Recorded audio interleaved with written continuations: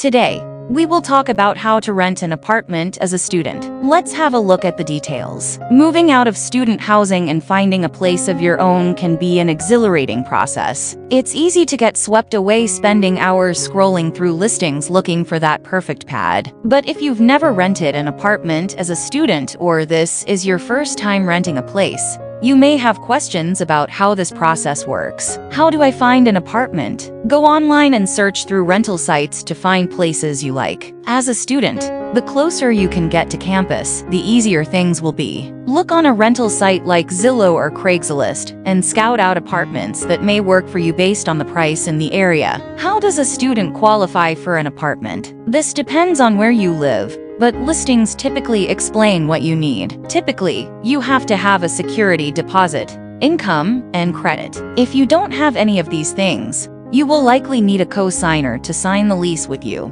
so that the landlord knows you'll pay your rent. How can I get an apartment at 18 with no credit? Apply for rental units owned by individuals, not companies. Apartment complexes and property management companies rarely bend on their requirements, but a private landlord has total control over who they rent to. A co-signer should quell a lot of anxiety a landlord may have about renting to a student. What is a reasonable price for an apartment? The cost of rent depends on where you live, the neighborhood, and the size of the unit. The average one-bedroom apartment in Newark, New Jersey, will run you $850 a month, but that same unit in San Francisco will cost $3,600. To figure out if a unit is reasonably priced, go on Craigslist, Zillow, or another rental listing site and search for similar apartments in the area. You'll need a security deposit, an application fee, and at least 1 month's rent to pay for an apartment. The application fee typically costs $25.100,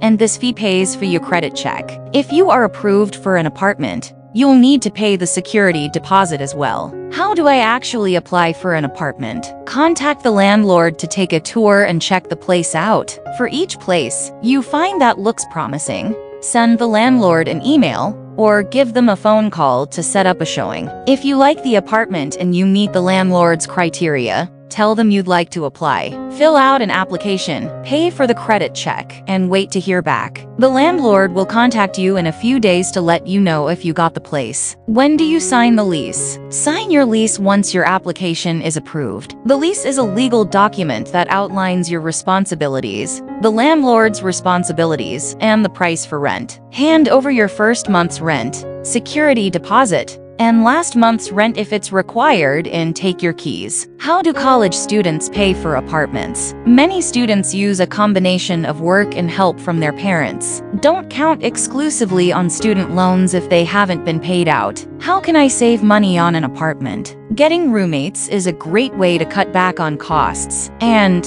look for apartments that are slightly further from campus. Can you get an apartment with student loan debt? In most cases, yes, especially if you aren't behind on the payments. Landlords run a credit check to see if you're in the habit of paying your bills, but student loan debt won't impact your credit score if you're on time with payments, or if they aren't due yet. Can you live in college apartments without being a student? No, you typically have to be a student to live in student housing. However, you don't always need to be a full-time student. Different dorms and housing complexes often have unique requirements, so you may be able to find a college apartment even if you aren't taking a full class load. Thanks for watching this video. Please don't forget to like and subscribe to our channel if you like our videos.